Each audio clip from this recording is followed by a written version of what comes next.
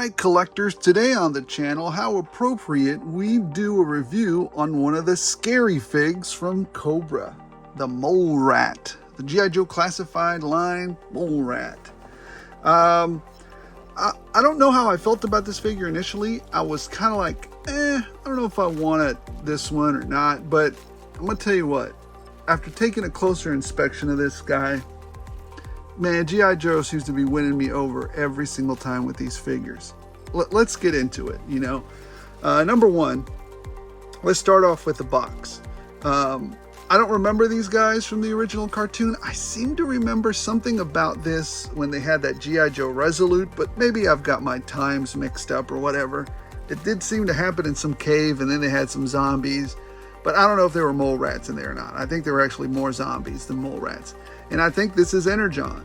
So, yeah, so here it is. Again, I think we're sticking with the same, you know, they're probably digging for this stuff underneath those,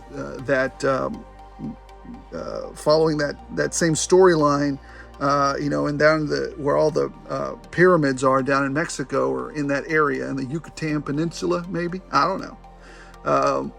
So they're down there looking for, you know, Energon, as hopefully you guys know, Transformers and G.I. Joes are going to start to mix it all up. So that's what we have on the box. You can see there he's in a mine shaft. There he is. Digital render, looking really great.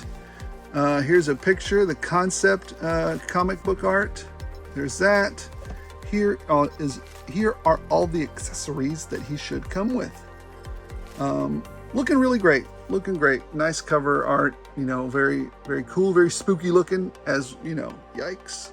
That's spooky looking for sure. I don't know how many kids are going to be okay with that. Again, I don't think this is a kid collection line, man. Do you want to see your kid going up with some gory stuff like that? I don't know. I love it, but your mileage for children may vary, especially parents in this day and age. They're really particular about the stuff they expose them kids to. All right, 94 in the line. It's a side art, back art. Again, I got this figure from a friend of mine early.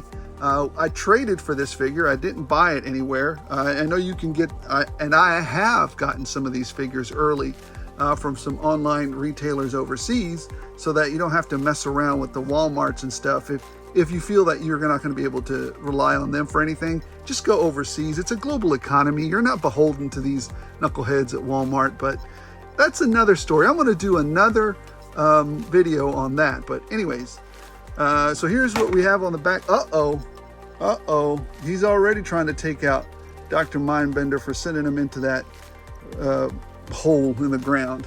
All right, so here's what we have on the back, 6.3 inches. This guy's a taller Joe. Usually they range from about 6 to 6.3, so he's on the taller end.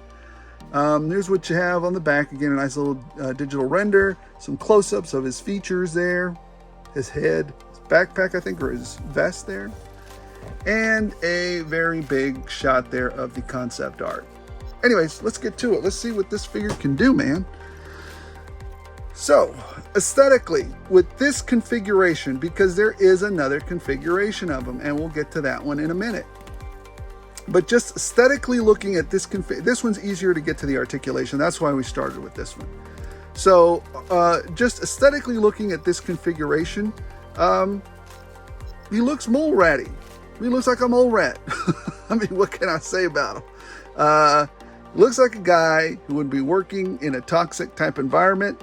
That so you know, I don't know, you know what, however this looks, is I have no real life experience.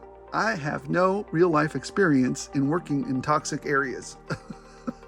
So I've never, well, other than, you know, the mop suits that we had to wear in the military. But anyways, that's a different story. That's a story for another time.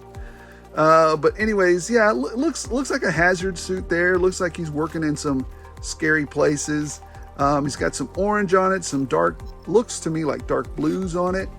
I think this is a new sculpt. I don't think we've seen this sculpt anywhere else. Even, hey, those are some nice looking mop boots.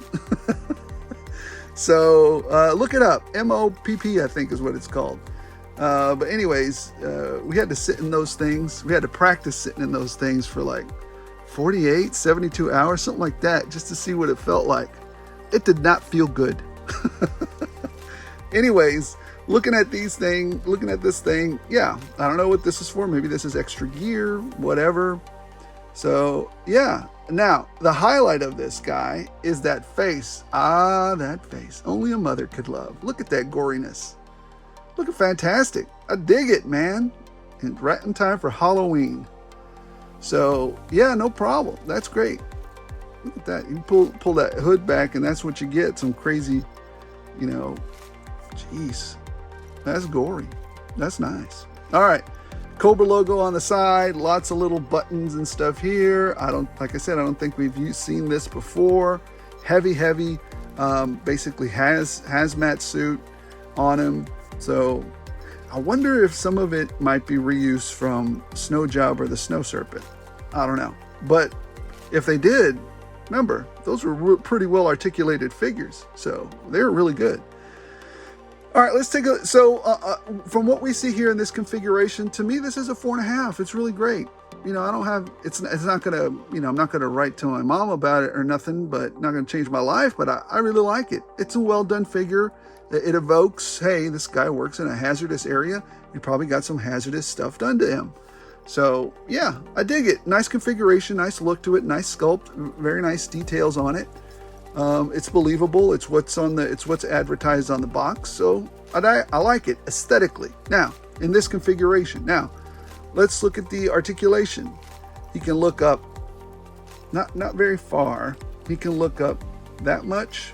Not bad, but not good, and down that much. I mean, that's not really much at all, really, right? That much. I mean, it is what it is. So you're not going to get a lot there. You do get some of this motion here. So you get that, but yeah, not a lot to write about there. So can you do a T-pose? Easily does the T-pose. There's nothing holding it up here. It's well sculpted. It looks like there's somewhat of a butterfly joint there, so that's nice. So yeah, that was very easy. I didn't have to fight it or anything for that T-pose. Cut at the bicep, which I don't have to fight either. Double jointed pinless elbows. Dice hand up here and up here. So they're both dice hands. Let's see, what else do we get? This is actually stuck onto his front. So there's no way of getting this off. These packs up here at the front. So there's going to be no articulated crunch going in. No crunch going in whatsoever. There is some going back. So, but going forward, now this gets all in the way. It's completely hindered. And that's beholden to the design of the figure. So yeah, you're not going to get nothing there. He does go a little bit to the side because of the cut in the chest there and the ball joint down there. And he does turn easily there. No problems with that at all. So, and here it's kind of tough to turn him because of this, but he is turning side to side at the waist cut very nicely there. So yeah, you do get some of that wibbly wobbly there. Double jointed. Drop down hips right there. Cut at the thigh. Double jointed, pinned knees. He can kick up that far. Sometimes I don't do the kick up that far, which is really good. Go back that far. Those double joints, that drop down hip helps a bit. And he can go down that far with his foot, that far up with his ankle. That's actually really good. And he does have an ankle pivot, so that's nice. Boot cut. He does have a boot cut. Well hidden. All right. So that's this configuration. Through the magic of video editing, or you know what? Should we go ahead and just do it live? Let's see. If this gets too crazy, I might cut the video, but if we can do it pretty quickly, let's just do it on camera. So let's pop this part out. Let's put his new headgear on here. See if I can get it to snap on. Does it need more pressure? Is it on? Or is it live or is it Memorex? Who remembers that? All right, let's put this backpack on. let's put, he has another thing here. There it is. Oh, this is going to be odd. I wonder. Goes right in there. Interesting. Watch me break it right on camera. Oh, that's going to be weird.